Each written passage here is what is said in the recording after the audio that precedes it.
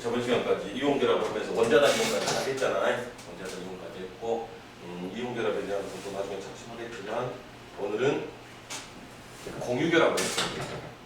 대표적으로 이제 식사적인 탄소가 문제가 발생해. 탄소가.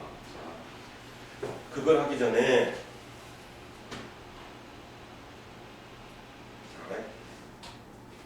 뭘 할 거냐면 우리가 가장 중요한 게 원자가 원자끼리 결합할 때 가장 중요한 게 안에 있는 전자는 안 중요해. 그러니까 가장 바깥 껍질에 있는 전자만 중요한 거야. 왜냐면 안에 있는 전자들은 다른 물질하고 반응할 때 화학 결합할 때 반응에 참여를 안 해. 근데 가장 바깥 껍질에 있는 전자는 반응에 참여해. 그래서 가장 바깥 껍질에 전자가 한 개 있냐, 두 개 있냐, 세 개 있냐에 따라서 1족, 2족, 3족이라고 18족까지 갔잖아, 자체가. 그래서 가장 바깥 껍질에 있는 전자를 표시할 때는 이런 식으로 표시해. 그래서 리튬이면 원자번호 3번이거든. 원자번호 3번이면 원래 그림으로 그리면 가운데 플러스가 3개가 있고 전자가 이렇게 2개가 이렇게 있고 바깥쪽에 하나 있잖아. 그러니까 안에 건 안 중요하다고 했잖아, 아까. 안에 건 별로 안 중요한데 바깥에 있는 게 중요하다고. 근데 이거를 반다 이렇게 그림으로 그리기가 너무 힘들잖아. 귀찮잖아. 그래서 어떻게 그리냐면 리튬 이렇게 해놓고 가장 바깥쪽에 있는 전자를 한 개만 있을 때는 이렇게 표시해줘. 위에다가. 체유각 전자. 원자가 전자라고 하거든, 이거를. 이거 하나만 표시해줘, 이렇게.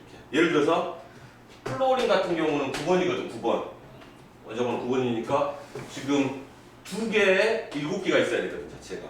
그러면 7개를 표시해줄 때 플로린 7개 어떻게 표시해주냐면 이렇게 1개, 2개, 3개, 4개, 5, 6, 7개 이렇게 표시해줘. 체유각 전자 표시할 때. 그러니까 4기탱이가 있잖아. 지금 사면이 있으니까. 사면에 2개씩 하면 8개까지 표시할 수 있거든, 자체가. 그래서 면당 2개씩이 최대 2개씩 들어갈 수 있게끔. 여기 하나는 비어있잖아, 지금 자체가. 그래서 이런 식으로 표시해주는 방법이 있거든. 이걸 이제 나중에 화학원에 가면은 루이스 전자점식이라고 해. 점으로 표시해갖고 하는 것들이거든, 자체가. 이건 뭐 나중에 배우면 되는데 하여간 이렇게 표시를 해준다고 지금. 원자가 전자만 표시해줄 때는, 체유각 전자를 표시할 때는 이렇게 점으로 표시해줘. 4기탱이로 해가지고. 뭐 예를 들어서 탄소 같은 경우에 있거든, 탄소는 원자번호 6번이거든. 6번이면 여기 2개 들어가고 여기가 4개 들어가거든. 그러니까 체유각 전자가 4개 있어. 4개 보면 탄소는 표시해줄 때 4개니까 하나에다가 2개씩 표시해주지 말고 그냥 한쪽에다가 하나씩만 표시해주면 4개가 되는 거지, 이렇게 자체가. 그 다음에 질소는 7번이야, 7번. 그러면 체유각 전자가 5개가 되니까 질소는 어떻게 표시해주냐면 이렇게 하면 4개잖아, 4개. 이렇게 하면 4개가 되니까 5개가 되려면 여기다 하나를 더 표시해주는 거야, 이렇게. 그러면 5개가 되잖아. 그러니까 4개를 다 채워놓고 녹화 들어가고 있어? 그냥 안 찍는데? 이렇게 앉죠. 뭐가 안 들어가. 그래서 네 군데 각각 하나씩 표시해주고 한 군데만 2개를 표시해준 거예요. 이거를 루이스 전자점식이라 이 자체가. 이게 왜 중요하냐면 이제 우리가 공유결합을 해야 되거든. 공유결합 할 때 이 점 표시를 하는 게 중요하거든, 자체가. 그래서 최대 들어갈 수 있는 게 몇 개? 여기까지 넣으면 8개. 체유각 전자는 2개, 8개 들어가니까 결과적으로 8개가 최대로 들어갈 수 있는 거니까 8개 안에서 표시해주는 거죠. 어차피 18쪽은 할 일이 없어. 18쪽은 여기 8개 들어가는데 여기서 네온 같은 경우 네온이 원자번호 10번이란 말이야. 그러면 2개, 8개 들어가야 된다고. 8개 다 표시해주면 하나, 둘, 셋, 넷, 다섯, 여섯, 일곱 이렇게 되는데 네온은 반응에 참여를 안 하기 때문에 이 8개까지 다 그릴 일은 거의 없어, 지금 자체가. 하여간 1쪽부터 시작해보면 1쪽은 예를 들어서 이렇게 하나만 표시하면 되는 거고, 그 다음에 2쪽은 만약에 2족이다, B가 2족이다 그러면 2개만 표시하면 되는 거지. 위치는 상관없어. 어디에 먼저 해도 위를 먼저 하나, 옆을 먼저 하나 아무 상관이 없어. 2개 해주면 되고. 3족은 3족이 아니지. 13족은 3개를 해주면 되겠지. 3개. 안 보냐, 연수야. 3개 표시하면 되고. 14족은 4개를 표시해주면 돼. 4개. 15족은 하나, 둘, 셋, 넷, 5개 주면 되고. 16족은 하나, 둘, 셋, 넷, 6개 이렇게 주면 되고. 어떻게 하는지 알겠지? 표시하는 방법이지? 이걸 알고 이제 해보자고. 고요 35페이지야, 35페이지. 주기율표 35페이지. 자, 문제는 이제 아까 말했던 금속 이온은 전자를 잃어버려갖고 양이온 되는 게 편하다겠고, 비금속은 전자를 하나 얻어가지고 또는 하나나 두 개를 얻어갖고 음이온이 되는 게 쉬운데, 문제는 이런 경우가 있다고. 자, 플로린 갖고 한번 해보자. 플로린은 원자번호 9번이야, 9번. 원자번호 9번이니까 항상 일주기에 첫 번째 껍질에 전자 2개 들어간다고 생각해야 돼. 그럼 두 번째 껍질에는 7개가 들어가, 7개 들어가니까 7개만 표시해주면 되겠습니까? 하나, 둘, 셋, 넷, 다섯, 여섯, 7개 이렇게 들어간다. 플로린이. 원자가 전자만 표시하면이. 근데 플로린이 나트륨하고 만나면 딱 좋겠지. 나트륨하고 만나면 나트륨은 하나밖에 없거든. 하나밖에 없어, 전자가. 그러니까 얘는 전자를 얻어갖고 음이온이 되는데 얘는 전자를 잃어먹고 양이온이 돼갖고 이온 결합을 하면 된다고. 근데 문제는 나트륨이 없어. 금속원소 갖고 주위에 플로린밖에 없어. 또 자기 친구에 플로린밖에 없다고. 플로린밖에 없어. 그러면 얘도 하나, 둘, 셋, 넷, 다섯, 여섯, 7개야. 근데 이 자체로 불안정하다고. 원자 자체로. 왜냐면 18쪽의 전자 배치를 가져야 되니까 8개가 꽉 채워져 있어야 되는데 7개밖에 없으니까 둘 다 불안정하거든. 그래서 얘들이 어떤 편법을 쓰냐면 얘도 이렇게 하나를 이렇게 내놔. 그리고 얘도 한 개를 이렇게 내놔. 그래놓고 가운데다 이렇게 한 개씩 내놨단 말이야. 제가 하나씩 내놨어. 하나씩 내놔갖고 얘를 하나씩 서로 간에 하나씩 내놨잖아. 내놓고 얘를 자기 거라고 우기는 거야. 그러면 어떤 세트가 벌어져? 하나, 둘, 셋, 넷, 다섯, 여섯, 7, 8개라고 생각하잖아, 지도. 그잖아. 얘도 마찬가지로 자기 거라고 우기는 거야, 이렇게. 그러면 하나, 둘, 셋, 넷, 다섯, 여섯, 7, 8개가 되는 거죠. 그럼 8개가 딱 맞아버린다고, 자체가. 그래서 전자 하나씩을 이렇게 내놓고 이거를 서로 간에 어떻게 소유해? 공동으로 공유하잖아, 공유. 예, 각각을 내놓고 우리 서로 자기 거라고 우기는 거라고, 지금. 그러니까 얘가 나한테 금이 7개가 있는 거지. 얘도 금이 7개가 있어. 근데 금이 8개가 있으면 딱 좋아. 8개가 있으면 딱 좋으니까 하나씩 내놓고 하나씩 내놨어. 그럼 난 6개고 저쪽도 6개잖아. 근데 하나씩 내놨으니까 서로 자기 거라고 우기는 거지. 그럼 나도 8개고 너도 8개네? 대신 이 2개를 어떻게 쓸 수는 없잖아. 그러니까 둘이는 절대 안 떨어지는 거지. 왜? 떨어져 버리면 하나씩 가져가 버리면 부족하니까 그냥 같이 붙어 있는 거지. 공동으로. 그래서 공유를 했잖아, 이 2개를. 그래서 이걸 무슨 결합이라고 하냐면 공유결합이라고. 이 공유결합은 어떻게 된다? 이 공유결합은 바로 이게 지금 비금속이야, 비금속. 주기율표의 오른쪽에 있는 애들이잖아. 이 비금속과 비금속끼리 할 때는 공유결합을 하는 거야. 2개가 할 때는 공유결합을 하는 거야. 전자를 서로 간에 놓고 공유를 하는 거지. 그래서 둘이는 안 떨어지는 거야. 그래서 플로린은 자연계에서 이렇게 원소 상태로 절대 존재하지 않아. 불안정하니까. 대신 플로린은 같이 있으면 이렇게 붙어있는 형태, F2가 되는 거야, F2. 분자 형태로. 이걸 분자 형태로 존재하는 거지. 그러니까 플로린이 모형을 그리면 이렇게 플로린이 이렇게 있으면 플로린 분자는 어떻게 돼? 이렇게 2개가 붙어있는 형태잖아. 이렇게 2개가 붙어있어. 왜? 2개가 공유하니까 2개가 단단하게 결합되어 있는 이런 형태. 이거를 공유결합이라고 합니다. 그래서 플로린 분자는 F2가 되는 거지. 마찬가지야. 수소 원자 자체는 불안정해. 근데 수소 2개가 뭉친 수소 분자는 안정하다. 그러니까 얘도 무슨 결합을 해? 공유결합을 하는 거야. 그러니까 수소가 이렇게 따로따로 있으면 이걸 뭐라고 쓰는 거야? 수소 원자가 2개 있다고 쓴다고 이렇게. 하지만 수소가 이렇게 2개가 붙어갖고 결합을 하고 있는 상태는 H2라고 쓰는 거야, 자체가. 이 말 자체가 공유결합이 돼 있다는 뜻이야. 이해가지? 지우야? 옛날에 한번 들어봤지? 공유결합이? 그래서 결합이 크게 3개가 있는데 앞에서 배운 이온결합 배웠고 양이온이 되고 음이온이 되면 서로 간에 전기적으로 플러스고 마이너스니까 붙어갖고 되는 이온결합이 있고 방금같이 전자를 서로 간에 내놓고 공유하는 공유결합이 있는 거지.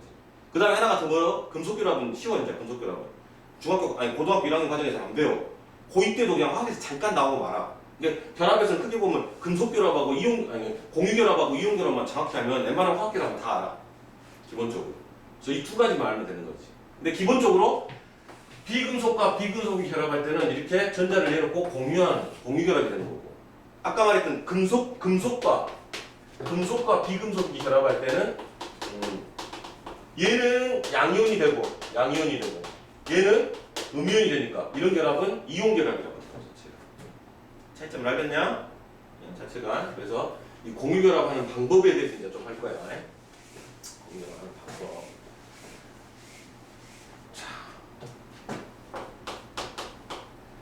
17쪽 F2, 16쪽 O2, 15쪽 N2. 다 그냥 분자야, 분자. 근데 조금 다른 점이 있는 거지. 자, 다른 점. 왜냐면 17쪽은 봐봐. 17쪽이니까 원자과 전자가 몇 개냐면 7개야. 얘는 6개야. 얘는 5개라고, 원자과 전자가. 그러니까 그림을 그리면 방금 플로어림 했지. 하나, 둘, 셋, 넷, 다섯, 여섯, 일곱. 하나, 둘, 셋, 넷, 다섯, 여섯, 일곱. 이렇게 되는 거고. 산소는 어떻게 돼? 6개가 있단 말이야. 원자과 전자가 6개. 근데 하나, 둘, 셋, 넷, 다섯, 여섯. 하나, 둘, 셋, 넷, 다섯, 여섯. 이렇게 된다고. 질소는 원자과 전자가 5개야. 그러면 하나, 둘, 셋, 넷, 다섯 이렇게 돼. 여기도 하나, 둘, 셋, 넷, 5개 돼요. 이 자체가. 지금 여기는 왜 3개 쓴지 좀 더 알려줄게. 일단 그래서 얘는 이렇게 하나씩 내놓고 이렇게 하면 된다고. 하나씩 내놓고 공유라고 하는 형태가 되는 거고. 근데 얘는 6개밖에 없으니까 2개가 부족한 거야 지금. 그렇잖아. 전자가 2개가 부족하니까 얘는 공유를 하려면 2개씩 내놔야 돼. 2개씩 내놓고 공유해야 돼. 그래야 하나, 둘, 셋, 넷, 다섯, 여섯, 일곱, 8개가 된다. 그래서 얘는 2개씩 내놓고 공유라고 하는 형태가 되는 거고. 얘는 3개씩 해가지고 되는 공유가 된다. 그래서 공유 결합을 할 때 1개씩 내놓고 결합하냐, 2개씩 내놓고 결합하냐, 3개씩 내놓고 결합하냐면 이 족을 알아야 돼. 족을 알아야 결합이 몇 개를 공유하는지 알 수가 있다고 자체가. 그래서 화학식을 쓸 때는 똑같은데 결합하는 게 몇 개를 결합하는지가 다르잖아. 그래서 얘는 그릴 때 이렇게 그리는 거야. F는 이런 식으로 이렇게 그려. 공결합을 한 군데서 했다고. 근데 산소는 2군데서 했기 때문에 이렇게 이중결합이라고 표시해줘. 이중결합. 결합이 2군데서 이루어졌다고. 그럼 질소는 3중결합이 되는 거지. 질소는 3중결합. 똑같이 화학식은 분자식은 F2, O2, N2라고 쓰지만 이것들의 족에 따라서 하나 결합하냐, 2개 결합하냐, 3개 결합하냐, 이 결합선이 1개냐, 2개냐, 3개냐 있는 거야. 그래서 단일결합, 이중결합, 3중결합이 돼. 4중결합은 잘 안 돼. 4중결합 왜 안 되냐면 C2는 존재하기 힘들어. 왜냐면 C는 4개거든, 4개. 이렇게 돼야 되거든. 근데 이게 전부 다 전자거든, 지금 전부 다. 근데 전자끼리 반발력이 생겨. 마이너스니까 서로 간에. 그러니까 한 군데서 4개가 결합하기 상당히 힘들어. 그래서 이런 결합은 없어. 이렇게 되는 경우는 좀 드물어. C2 같이. 그 14족이 2개가 붙어갖고 분자 형태로 존재하기 좀 힘들어. 3개까지는 가능해, 3개까지는. 그래서 이런 것들을 공유 결합선이라고 해요, 결합선. 그래서 1개냐, 2개냐, 3개냐. 단일결합, 이중결합, 3중결합이 된다고 자체가. 그리고 그럼 만약에 그럼 이렇게 되면 어떻게 되냐 이거죠. 수소하고 예를 들어서 플로린하고 만날 때하고 수소하고 산소랑 만날 때하고 수소랑 질소가 만날 때 또 어떻게 결합이 이루어질 거냐라고 한다면 수소는 원자번호 2번이니까 원자가 진짜 하나밖에 없어. 플로린 아까도 말했지만 하나, 둘, 셋, 넷, 다섯, 여섯, 7개 있고 산소는 하나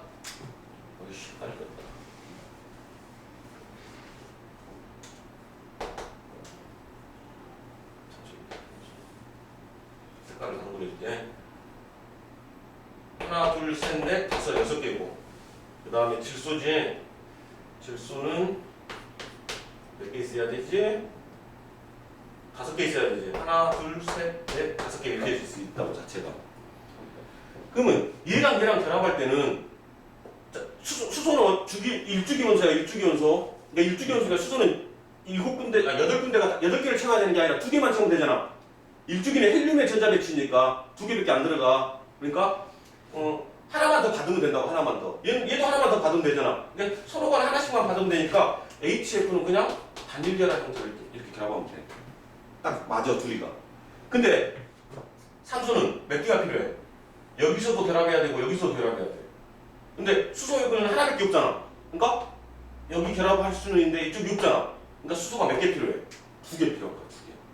그래서 산소를 중심으로 이쪽에서 수소가 하나 결합해야 되고 이쪽에 수소가 결합해야 돼. 그래서 산소는 결합하는 게 2군데서 해야 된다고 했잖아. 그러니까 산소의 결합선은 2개야, 2개. 플로린은 1개고, 그럼 질소는 몇 개가 필요해? 결합선이 3군데서 결합해야 돼. 3군데에서. 3군데서 공유라고 해야 되는 거지. 물론 한쪽에서 다 해도 되고 3개까지는. 그 다음에 얘가 하나밖에 없으면 얘가 더 많이 필요하지, 개수가. 그래서 이건 뭐가 돼? 이건 HF가 됐잖아. 근데 얘는 H2O가 되는 거야. 그래서 물이 H2O야. H랑 O랑 만났는데 O랑 만날 때 H가 O랑 만날 때는 H가 2개 필요하다. 이 공유결합의 문제 때문에. 이게 더 안정적이니까. 그럼 이게 가냐? 그러면 질소 봐봐, 질소. 질소는 3군데에서 결합해야 된다고 말이야. 3군데에서. 그러니까 수소가 몇 개 필요한 거야? 3개가 필요한 거지. 그래서 질소가 이렇게 있으면 이쪽으로 하나 수소 결합하고 이쪽으로 하나 수소 결합하고 이쪽으로 수소 하나 결합해야 돼. 3군데에서 해야 돼. 그래서 뭐가 되는 거야? NH3가 되는 거야. 자체가.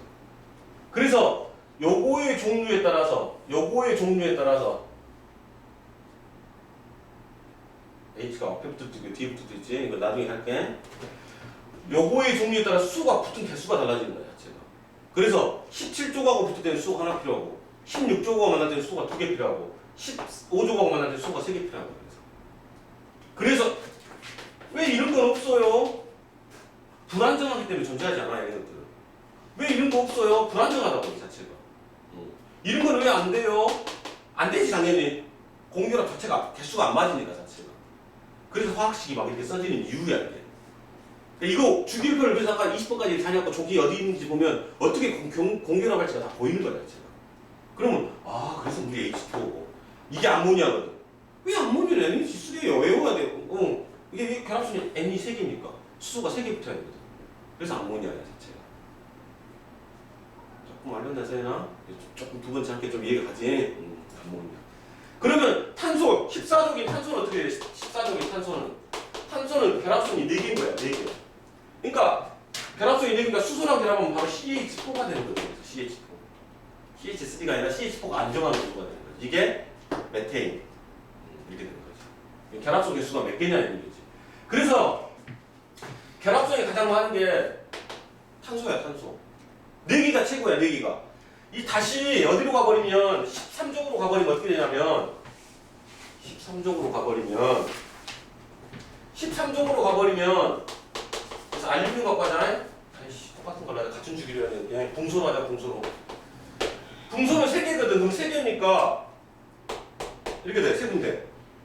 근데 여긴 2개가 없어. 얘는 8개를 아예 맞출 수도 없어, 실은. 8개를 맞출 수도 없지만 공유랑 한다면 굳이 한다면 3군데서 이렇게 결합을 못하니까 3개로 다시 줄어들어. 그럼 12족은 2개고 그 다음에 12족이 아니지 2족이지 2족은 2개고 1족은 1개가 되는 거야. 그래서 주기율표에서 보면 14족을 중심으로 여가 결합선이 4개면 3개, 2개, 1개, 3개, 2개, 1개 이렇게 되는 거야. 공유결합할 때는. 14족이 결합선이 제일 많은 거지. 4군데서 할 수 있는 거야. 그래서 14족에 있는 수소하고 밑에 규소 같은 경우는 다양한 물질을 만들 수가 있어. 결합선이 많으니까. 이 옆에 또 누구를 붙이고 이 옆에 누구를 붙이면 엄청나게 많은 다양한 물질을 만들어낼 수가 있는 거야. 지금도 1년에 몇만 개씩 새로운 물질들이 만들어져. 이걸 어떻게 결합시키냐에 따라서 물이 달라지는 거야. 자체가. 그래서 이 14족을 중심으로 얘가 결합선이 4개 필요하다고. 4개. 그러니까 3개, 2개, 1개, 3개, 2개, 1개가 된다고 지금 자체가. 그러니까 여기는 안 배운다고? 의미 없다고? 그래서 결합선 개수가 공유결합할 때는 4개, 3개, 2개, 1개, 3개, 2개, 1개가 되는 거야. 물론 여기는 만족하지 못해. 여기까지도 마찬가지지만 원자과 전자 8개를 만드는 건 만족하지는 못해, 자체들이. 하지만 공유를 할 때는 굳이 그렇게 하려면 할 수도 있다, 이거지, 자체. 그래서 요놈들이 결합선 자체를 딱 봐야 돼. 그럼 어떻게 결합할지가 나오는 거지. 그러니까 산소는 2개니까 산소를 중심으로 이렇게 결합해도 돼, 한쪽으로. 그 다음에 이렇게 결합해도 되고. 탄소 같은 경우는 네 군데에서 결합해도 되고, 탄소는 두 군데에서 이중 결합하고 이렇게 결합해도 되고, 지금 단일 결합 두 개 있어도 되고. 그 다음에 세 군데에서 되고 한 군데에서 이렇게 해도 되고. 네 군데는 불가능하다고. 그러니까 탄소가 결합할 수 있는 방법이 네 군데에서 단일 결합하는 거, 이중 결합 하나 하고 단일 결합 두 개 하는 경우, 삼중 결합 하나 하고 단일 결합 하나 하는 경우, 또 이중 결합 두 개 하는 경우, 이렇게 크게 네 가지 형태가 존재할 수 있다고. 그래서 C하고 O하고 만나봐. 결합소 4개이고 2개잖아. 그러니까 C는 이렇게 만나는 거야. C하고 O하고 만나면. 얘는 2개인데 2개 맞았잖아. 얘도 2개니까 2개 맞았잖아. C는 4개 맞았잖아. 그래서 이게 뭐야? CO2야. 이산화탄소가 그래서 CO2야. 공유결합의 문제 때문에 발생하는. 그러니까 이 공유결합을 알면 왜 이런 분자식이 나오는지가 다 보여. 이거 누구랑 누구랑 할때 어떤 분자가 될 거냐 다 보여.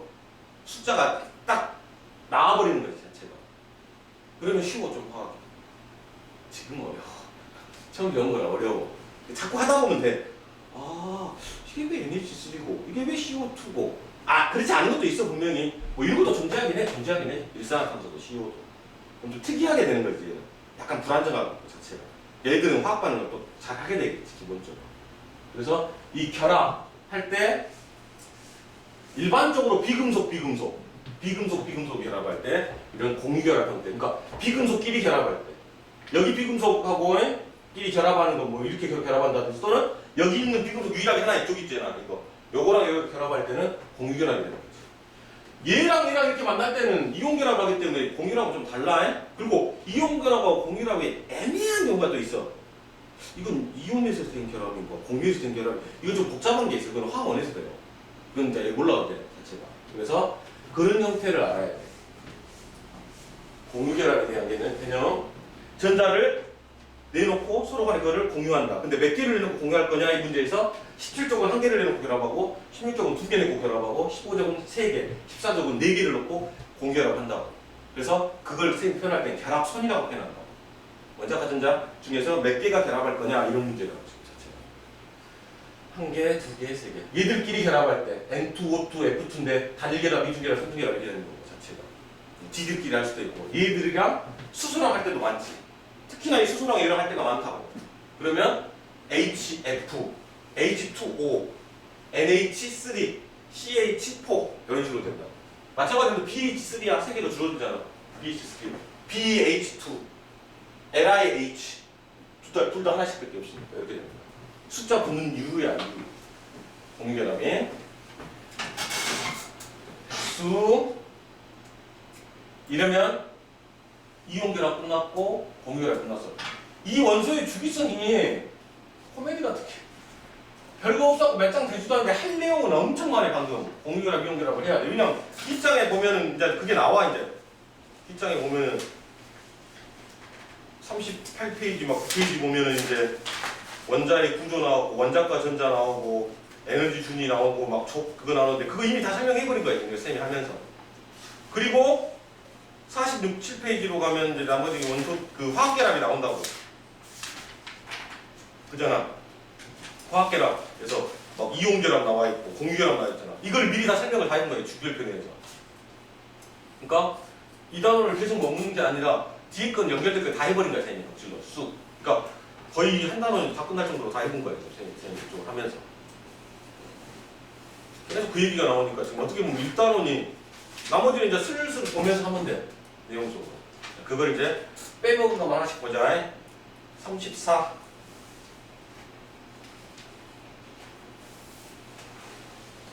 페이지는 똑같구나. 34 자, 원소 물질을 이루는 기본 성분 그 다음에 원소는 보다 더 이상 다른 물질로 분해되지 않는다. 현재까지는 한 110여 종류 발견됐고 이거 인위적으로 만든 것도 많네. 원소들이 모여서 다양한 물질들을 만들어낸다. 당연한 얘기고. 오른쪽에 뭐라고 하냐? 원소들이 발견된 초기에는 원소를 더 이상 다른 물질로 분해되지 않는 기본 입자라고 적혀있다. 그러나 원자의 구조가 밝혀진 이후에 원소를 양성자와 같은 입자로 분류된 물질이니까 이건 옛날에 이제 정의였고 앞에서 배웠잖아. 쿼크라든지 막 이런 거 전자, 양성자, 중성자 더 쪼개졌잖아. 이제 화학적으로 더 이상 쪼개지지 않는 건 원소라고 일반적으로. 그래서 화학적으로 원소가 더 이상 쪼개지지 않거든. 화학적으로. 물리적으로 쪼개야 양성자, 중성자, 전자가 튀어나와 자체가. 그런 건 나중에 할 거고. 주기율, 주기를 갖다 이거죠. 어떤 특성을. 주기율을 이용해서 주기율표를 했는데 이게 처음부터 그냥 확 만들어진 게 아니었어. 처음에는 이제 데베랄이라는 사람이 이제 세 개가 원소가 비슷한 성분들이 비슷한 성질을 갖고 있는 원소들이 세 개 있는 걸 봐서 세 쌍의 원소들이 먼저 등장했다가 그러다가 멘델레이프가 하다 보니까 그 당시 63종 발견했는데 배율을 아까부터 말했잖아. 1번부터 10번까지 한 게 아니라 1번, 2번, 3번, 4번, 5번 막 이렇게 나눠갖고 해봤더니 그래갖고 만든 게 최초로 만든 게 멘델레이프가 주기율표를 만든 거야. 멘델레이프가 중간에 뭐도 있어. 옥타브솔도 있어 실은. 옥타브솔 때문에 이건 뺐어 지금이. 근데 멘델레이프도 약간의 오류가 살짝 있었어. 원자 번호하고 원자량의 차이가 약간 있는데 약간의 그 차이가 좀 있어가지고 모듈이라는 사람이 이제 그걸 완벽하게 양성자 수에 따라서 나는 원자 번호를 이용한 거고 멘델레이프는 그냥 원자량으로 했거든. 근데 원자량이 약간 뒤바뀌어 버리는 수가 있거든 자체가. 그러다 보니까 모듈리가 살짝 바꿔놓은 게 완전히 수정해가지고 만들어낸 게 바로 현대 주기율표가 된 거지. 그래서 아까도 말했잖아. 주기로 나누고 금속, 비금속 나누는데 그거에 대해서 설명을 했었어. 왼쪽 밑에 금속, 비금속, 중금속, 수소만 내외지 왼쪽에 비금속인데 이런 식으로 나눴다. 그리고 이 족에서 중요한 족이 몇 개 있거든. 어떤 족이 중요하냐면 많이 나오는 족이 수소 빼놓고 1족 중요해. 1족. 그 다음에 2족 중요하고 그 다음에 17족 중요하고 18족이 중요해. 그래서 족마다 좀 이름이 좀 있어. 이름이. 그래서 1족을 뭐라고 하냐면 알카리 금속이라고. 1족을 알카리 금속이라고 하는데 알카리가 뭐냐면 알카리성 막 들어봤을 거야 너희들. TV에서나 이런 매체에서. 근데 알카리 금속이라고 하는 게 이쪽을 왜 그러냐면 우리 이건 들어본 적 있잖아. 산성, 중성, 염기성 이거 들어봤잖아. 이런 거 들어봤잖아. 우리 음식 같은 것도 많잖아. 산성물질, 염기성물질. 비누는 염기성이야. 귤이나 레몬 같은 건 산성이잖아. 이런 거. 그 다음에 이거의 딱 중간인 게 중성인데 알카리 금속 같은 경우에 나트륨 같은 경우에 물에 녹이면 이런 식이 되거든. 뒤에 숫자는 안 맞추게 쌤이. 물에 녹이면 이렇게 돼버려. NaOH라고. 근데 이거 이름이 뭐냐면 수산화나트륨이거든. 수산화나트륨. 근데 이거 이온이 될 때 Na 플러스하고 OH 마이너스 이온이 되는데 요 OH 마이너스 수산화 이온이 염기성이에요. 염기성. 나중에 산염기 중화 반응 배워. 그때 OH가 있으면 이게 염기성이거든. 근데 염기성을 어떻게 보면 영어로 말하면 알칼리야. 영어로 말하면 조금 달라. 원래 염기성하고 알칼리가 약간 달라. 물에 녹아 잘 녹는 걸 알칼리라고 해. 염기성 중에서 물에 잘 녹는 걸 알칼리성이라고 하는데 그냥 같은 개념으로 생각하면 될 거야. 그래서 알칼리 금속은 이 금속 자체가 물에 녹을 때 염기성이 되기 때문에 그걸 알칼리 금속이라고 해. 그래서 1족이 알칼리 금속이라고 해. 2족을 뭐라 하냐면 2족을 알칼리 토금속이라고 해. 토금속. 그러니까 2족도 마찬가지로 CA 같은 것도 똑같아. CA랑 H 만나면 CaOH2가 되면서 얘도 염기성이 돼 자체가. 그래서 2족도 알칼리 금속인데 얘랑 다르잖아 1족하고. 근데 어디에 많이 있었냐면 땅에 많이 있어. 땅 크게. 그래서 알칼리 토금속이라고 쓴 거야. 이름 자체. 이름을 잘 지어줘야 될 거 아니야 장명을. 그래서 그러다 보니까 이름을 붙여준 거야. 그래서 1족 알칼리 금속, 2족 알칼리 토금속, 17족은 할로젠이라고 해. 할로젠 유래를 모르겠네. 할로젠이고 18족은 저번에 설명했어. 비활성 기체. 반응을 잘 안 하는 거. 스스로 완전한 물질. 비활성 기체. 그거에 대해서 이제 나오는 거지. 좀 설명이 빨라도 보면 알아 이제 이게. 자 그래서 이건 설명했고 금속, 비금속, 주기율표에서 어디에 위치하고 대부분 금속은 고체고 대부분 비금속은 기체나 고체고 액체 이거 두 개 있었다겠고 금속의 가장 큰 특징이 열하고 전기 전도성이 좋아. 우리 금속은 전기가 잘 통하잖아. 그럼 비금속은 반대라는 거고 지금. 대표적인 물질도 나와 있고 광택이 있고 없고도 차이점이 있고 중금속은 어중간한 거라고 말했어. 그래서 나오잖아요. 다음 장에 한 장 넘기면 알칼리 금속 나왔잖아. 뭐라고? 주기율표에서 1쪽에 해당되는 거. 수소를 제외한. 그러니까 1쪽이 다 알칼리 금속이다 그러면 틀린 거야. 수소를 제외해야 돼. 수소는 비금속이니까. 그래서 리튬, 나트륨, 칼륨, 누비듐 같은 게 있는데 실험에서 고체 상태고 은백색의 광택이 나고 밀도가 작다. 이게 밀도가 생각보다 작은 놈이 있다. 밀도가 보통 금속이라고 생각하면 무거울 거 아니야 기본적으로. 근데 물에 뜨는 놈도 있어. 가벼워. 금속인데도 불구하고. 그래서 밀도가 작은 편이고 칼로도 달려. 금속인데. 좀 무르다는 얘기지. 무르다 이게. 요게 중요한 거야. 반응성이 커서 산소하고 물과 반응을 한다. 그러니까 나트륨 금속을 넣고 한 번도 본 적이 없을 거야. 왜냐면 샘도 본 적이 없어. 이게 대학교 가거나 어디 갔을 때 실험실에서 잠깐 볼 일이 잠깐 있을지 모르겠지만 신경 쓰고 안 보면 몰라. 나트륨 금속은 우리 주위에서 보기가 힘들어. 나트륨이 금속인지도 몰랐잖아 너희들. 그러니까 염화 나트륨 할 때 그 소금 있잖아 소금. 이 소금이 하얗잖아. 근데 염화 나트륨은 새로운 물질이야 그냥. 근데 염화 나트륨에서 나트륨을 딱 빼잖아 그러면 광택이 나고 이게 금속적인 성분으로 광택 나고 이렇게 은백색의 색깔이 보여 진짜로. 완전히 다른 물질이 돼. 원소하고 화합물은 성질이 아예 달라. 그래서 색깔도 틀린 거야 자체가. 그래서 나트륨 자체를 이만큼 띄어갖고 금속을 칼로 잘라서 띄어내갖고 물에 던지잖아 터져버려. 왜? 반응을 너무 빨리 하니까. 반응성이 너무 크니까. 막 칼륨 이런 건 던지면 폭발해버려. 무기로 쓸 수 있어. 물에다 던져보면 터져버려 그냥 자체가. 그래서 영화에서 물 안에서 막 불이 막 일어나고 있지. 그럼 이 나트륨 그게 있는 거야. 거기서 막 나트륨이 물에 노출되면서 강렬하게 반응이 일어나면서 불꽃이 막 생기는 거야. 선생님 어떻게 물속에서 불이 나요? 화학 반응하면서 나는 거야.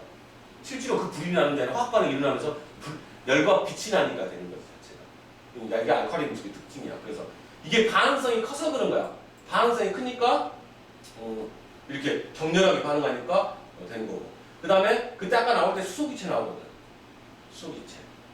화학식을 써보면 아는데 뭘로 해볼까? 아까 나트륨 갖고 해볼까?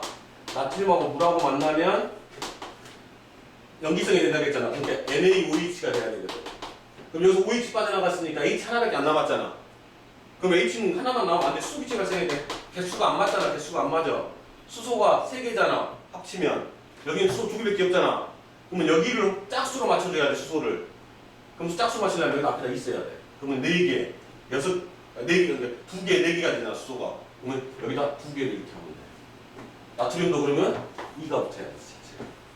화학 방식 꾸미는 건 나중에 해줄게. 하여간 이렇게 되다 보니까 뭐가 발생한다? 지금은 이거만 하고 수소가 발생한다고. 금속과 반응하면 수기체가 발생하면서 격렬하게 반응한다. H2가 반응한다. 그러면서 뭐가 된다? 염기성이 되니까 알칼리 금속이 됩니다. 중학교랑 많이 틀려. 중학교랑 많이 틀려. 하다 보면 알아. 실험한 거야 지금. 잘라본 거지. 리튬을 잘라봤어. 근데 원래 처음에 자르기 전에는 까맸잖아. 왜 까맸어? 여기는 산소하고 반응하고 까매진 거야 지금. 단면을 잘랐을 때 이 부분은 산소랑 노출이 안 됐었잖아. 그러니까 지금 백색 광택이 나는 거고. 얘도 곧 있으면 이제 까맣게 돼버리겠지. 배나같이 색깔이 산소랑 반응할 거야. 이거 자른 걸 어떻게? 이 자른 거를 지금 물에다 집어넣으니까 이제 리튬은 그래도 반응성이 나트륨보다 작거든. 그러니까 불이 사삭사삭 일어나면서 이렇게 반응이 일어나면서 수소기체가 발생해. 근데 지금 염기성 물질을 뭘로 잡아내냐면 이거 외워야 된다. 나중에 많이 나오니까 페놀프탈레인 용액. 페놀프탈레인 용액을 넣으면 염기성이 돼버리면 색깔이 붉은색으로 변해버려요. 산성하고 중성에서는 페놀프탈레인이 물하고 섞어놔도 무색이야. 무색인데 염기성이 될 때만 이렇게 붉은색으로 변해. 이게 염기성을 잡아내는 지시약이 페놀프탈레인이야. 지시약 나중에 다 배울 거야. 통통과학, 통합과학 중간에 보면 산염기 중화반응 나오거든. 그때 지시약 다 배우는데 4가지가 있어 지시약이. 그 중에 페놀프탈레인은 미리 알아두라고 지금. 붉은색으로 변하는 거. 염기성 잡아내는 지시약이라고. 무색, 붉은색. 순서대로 산성, 중성, 염기성에서 무색, 붉은색. 다 필요 없고 붉은색. 염기성에서만 붉은색으로 변한다고. 페놀프탈레인 용액 자체가. 그래서 그거 실험한 거야. 정시험. 반응성은 칼륨이 제일 크다. 이거 나중에 설명해 줄게. 그냥 일단 반응성이 크다. 알아두면 돼. 그 다음에 알칼리 토금속은 안 나왔네. 알칼리 토금속은 화원에서 나올 거야. 그 다음에 17쪽에 할로젠, 플로린, 염소, 브로민, 아이오딘. 밑으로 순서대로 그대로 외워야 돼 이거. 누구 밑에 누구 있는지 정확히 외워야 돼. 플로린, 염소, 브로민, 아이오딘이 색깔이 상태까지 알았으면 좋긴 하다. 세라 에오라 이거는 예. 기체, 기체, 액체, 고체. 밑으로 갈수록 끓는 점이 높아지는 거야. 그래서 이게 뭔 뜻인지 알겠냐?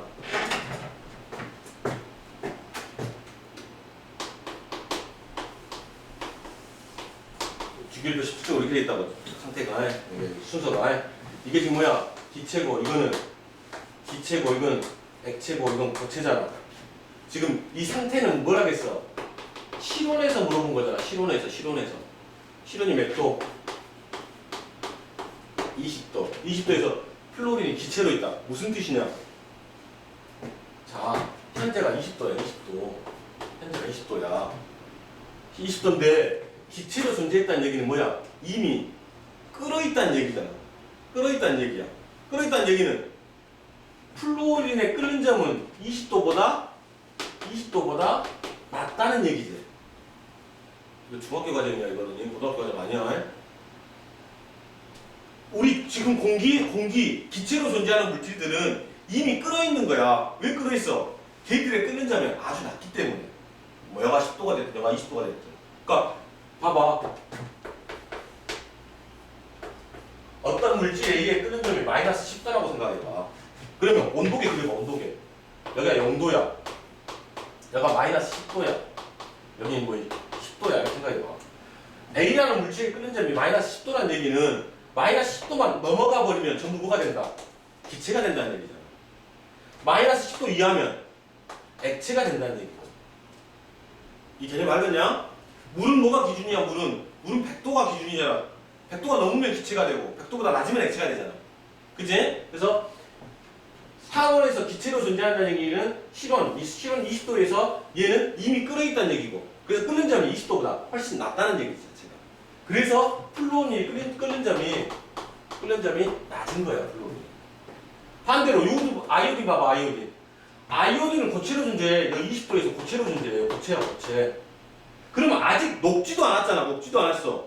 녹지도 않은 건 당연히 끓을 수가 없지.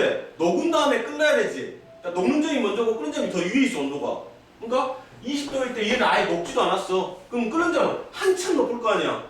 그치? 100도가 될 수도 있고 200도가 될 수도 있잖아. 그래서 아직 녹지도 않았으니까 얘는 끓는 점이 엄청 높은 거지 자체가. 그래서 17쪽에서 할로젠은 원자번호가 커질수록 끓는 점이 높아진다고. 이 말 뜻을 이해할 수 있겠냐 이거야 지금. 지우야 이해가냐? 할로젠에서 원자번호가 커질수록 끓는 점이 높아진다. 그거를 상태로 가면 이해할 수 있다. 기체, 액체, 고체니까. 고체인 놈이 끓는 점이 제일 높겠지. 아직 녹지도 않았으니까 자체가. 그 얘기야 지금. 예? 무작정 외운다고 외워지는 게 아니다. 녹는 점, 끓는 점 생각을 잘 해야 된다. 물질의 상태까지. 그리고 색깔은 어떻게 우냐면 색깔은 어떻게 우냐면 지금 위에서부터 옅은 노란색, 젓갈색, 보라색 어떻게 되고 있냐? 진해지고 있어. 이런 식으로 해보라고. 왜냐면 진짜 색깔 정확하게 외우기가 쉽지가 않아. 그러니까 아이오딘으로 갈수록 밑으로 주기율표가 밑으로 갈수록 색깔이 진해지고 있구나 이렇게 외우는 거야 지금 자체가. 색깔이. 그 다음에 얘도 마찬가지로 반응성이 상당히 커. 금속과 반응을 잘해. 왜냐 응용이 잘 될 거 아니야. 금속과 궁합이 잘 맞을 거니까. 그러니까 화학 반응을 잘한다는 뜻이 반응성이 크다는 뜻이야. 그러니까 그 자체로 존재하면 불안정하니까 누구랑 반응하려고 한다고. 그래서 반응성이 크다고 표현한다고. 그 다음에 그래서 수소와도 반응 잘하고.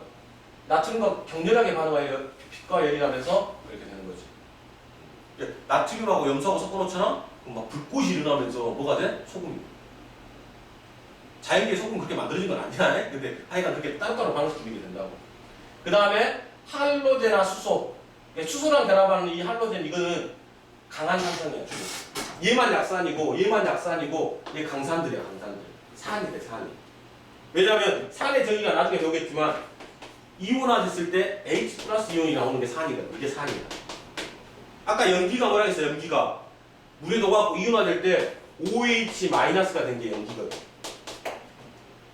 이거 외워야 돼. 산이라는 것은 물에 녹은데 H 플러스로 이온화가 되면 산이고, 연기는 OH 마이너스로 이온화가 되면 연기라거든요. 이거 외워야 돼. 산 연기 할 때, 중화발음 할 때. 그래서 이런 거는 지금 잘 안 들어올 거야, 의외로. 그러니까 뒤에를 쭉 더 배우다 보면 배우고 나서 다시 앞에 들어가고 여기서 배우잖아. 아, 그때 이게 그 말이구나. 그 뜻인 줄 알아. 지금 배울 때는 너무 어렵죠. 와, 저 어디까지 외워야 되지? 왜 이렇게 되는 거야? 나중에 배우다 보면 쉬워, 이쪽은. 그래서 선생님이 중학생들 막 할 때 통합각을 빼버리고 가르쳐, 솔직히. 그러니까 중학교 1, 2, 3학년 과정을 다 배우잖아. 그럼 선생님이 통합각 안 가르쳐버려요. 그냥 바로 물리원, 하원으로 가르쳐버려요. 물원, 하원을 막 가르치다 보잖아. 나중에 어느 정도 가르치고 나서 통합각을 딱 배우잖아. 그럼 쉬워. 아, 이런 거구나. 그냥 다 아는 내용들이 돼버리는 거야. 근데 물원, 하원을 안 한 상태에서 통합각을 하려면 어려워. 왜냐면 이런 것들이 다 이제 뭐 하원이야, 하원. 하원에 그대로 다 있어. 다 알아야 돼, 또. 전부 다. 그래서 조금 시험에 배울 때는 까다로워. 왜 그런지도 막 이해도 잘 안 가고 막 그런 게 생겨. 할로젠에 이용되는데, 선생님 말했지, 플로린. 한국말로는 불소. 선생님, 이거 뭐라겠어? 불소 있는 치약 쓰지 말라겠어. 집에 가봐봐. 집에 가보면 뭐 불소 치약 있을까? 엄마한테 꼭 얘기해. 불소 치약 쓰면 건강에 안 좋아. 치약에서 안 좋은 성분이 겁나 많다. 불소부터 시작해갖고 계면활성제. 계면활성제는 어쩔 수가 없어. 아, 계면활성제가 뭐냐면 비누야, 비누. 비누의 주성분이야. 치약에도 계면활성제가 있어. 선생님 군대에 있을 때 훈련 갔다 오고 그러면 꼬랑내 엄청 많이 난단 말이야. 그러면 자는 데가 침상이라 하거든. 침상이 장판으로 돼 있어. 근데 막 밟고 다니면 꼬랑내 엄청 날 거 아니야. 걸레로 닦아도 냄새가 안 지워져. 약간 치약 뿌려갖고 닦고. 냄새가 좀 삼키지라고, 진짜로. 근데 그 비누 성분이 있기 때문에 닦는 거야. 치약을 세면 빨래 도구로 쓸 수 있어, 충분히. 뭐 빨래할 게 있는데 아무것도 없어. 그럼 치약이 있어. 치약만 닦아도 돼. 빨래도 돼.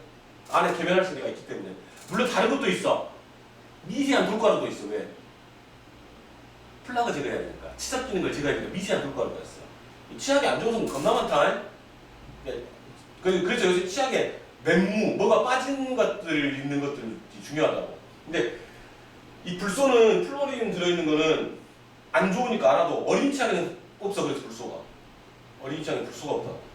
그러니까 정 쓰고 싶으면 어린 치약을 써도 상관없어. 이빨은 닦는 게 중요해. 특히나 자기 전에. 평상시에 안 닦아도 돼. 점심 먹고 안 닦아도 돼, 이빨이. 밥 먹고 30분 뒤에 이빨 닦으면 이빨 안 좋아진다, 상태가. 침이 있을 때는 이빨을 안 닦아도 돼. 침이 다 해줘, 그거를. 그러니까 자기 전에. 왜 자기 전에 닦아줘야 돼? 잘 때는 침이 안 나와. 그러니까 소독해줄 게 없어, 물질이. 그러니까 최대한 깨끗이 하고 자야 되는 거라고.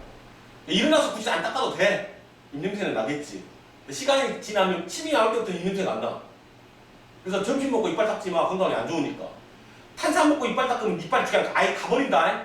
30분 안에 탄산 먹고 이빨 닦으면 이빨 이게 필하게 해야 되나? 이게 싹 나가버려. 엄청 안 좋아. 탄산 먹을 때는 적어도 1시간이 지나서 닦더라고. 여학생들도 남학생들 안 닦지만 여학생들 점심 먹고 학교 가서 이빨 많이 닦잖아. 점심 먹고 나서 바로. 안 좋아, 건강에. 그냥 차라리 안 닦은 게 나아, 건강에. 이빨이. 침이 있을 때는 안 닦아도 돼. 염소, 소독약, 수영장 소독약, 그 냄새가 염소의 냄새거든. 소독하는 성분이 있고. 아이오딘, 빨간 약. 빨간 약 있지. 그게 아이오딘, 요오드 팅크라고 하거든. 원래 아이오딘 옛날에 요오드라고 했어, 요오드.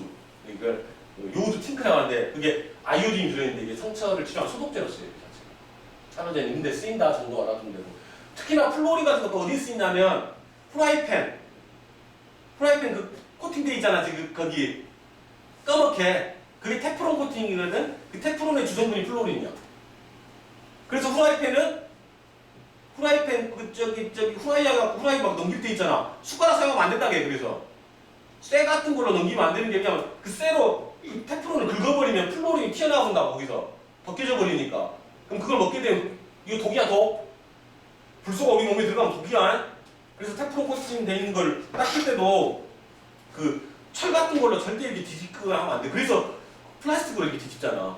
나무 같은 거, 나무 그 주걱이 있잖아. 그런 걸로 하는 이유가 테프론 코팅이 벗겨지면 안 되기 때문인 거야, 자체가. 그리고 후라이팬을 닦을 때도 마찬가지야. 막 철수세미로 닦으면 나가버려, 그냥. 다 벗겨져서 나중에 독약 먹게 돼.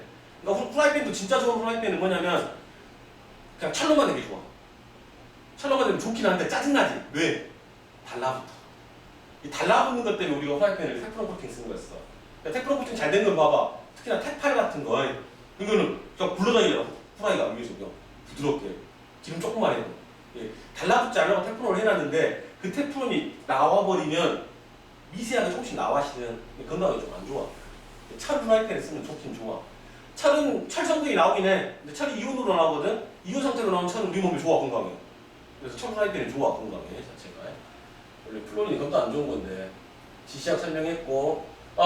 그래서 지금 알칼리 금속 같은 거에 하나 생략한 게 아까 물하고 반응할 수도 있고 공기 중에 산소랑 반응할 수도 있다고 했잖아. 그러니까 어째 물하고 산소랑 반응할 수 있으니까 기름에 보관해. 이 기름에 이렇게 담가서 보관하는 거야. 또는 벤젠이라든지 나와있지 석유나 벤젠 같은 데 넣어서 보관해야 돼. 물하고 접촉. 왜냐면 이 공기 중에도 뭐냐 수증기가 있잖아. 산소도 있고. 그러니까 보관할 때는 벤젠이나 석유 같은 데다 보관해야 된다. 그런 것도 특징이고. 리튬은 휴대폰 배터리, 리튬 이온 배터리라고 하잖아. 그때 쓰는 거고. 그 다음에 나트륨은 조명, 비누, 소금. 나트륨 조명도 노란색 조명이 있어. 그 다음에 칼륨 같은 건 비료의 대표적인 성분이 칼륨이지. 칼륨 같은 거 해주면 열매가 잘 맺고 그래. 비료 성분 중에 하나야 칼륨이. 이런 데 쓰인다. 그런 얘기들이 지금 36페이지에 정리가 되어 있지. 이게 적은 내용이 아니야. 상당히 중요한 내용이고 화학하고 관련되기 때문에